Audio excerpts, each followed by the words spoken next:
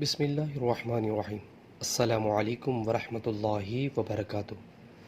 حضرت انس رضی اللہ عنہ سے روایت ہے کہ رسول اللہ صلی اللہ علیہ وسلم نے فرمایا، جب آدمی اپنے گھر سے نکلتے وقت یہ دعا پڑھتا ہے، بسم اللہ توکلت علی اللہ لا حول ولا قوت الا باللہ، ترجمہ: اللہ کے نام کے ساتھ میں نے اللہ پر توکل کیا اور اللہ کی توفیق کے بغیر نہ کسی برائی سے بچنے کی طاقت ہے اور نہ کوئی نیکی کرنے کی قوت ہے۔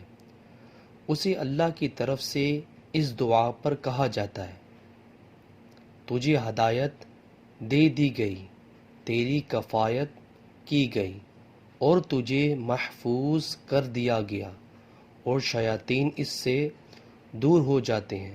اور دوسرا شیطان اس سے کہتا ہے کہ اس آدمی کے ساتھ تیرا کیا واسطہ ہے جسے ہدایت دے دی گئی، جس کی کفایت کی گئی اور جسے محفوظ کر دیا گیا۔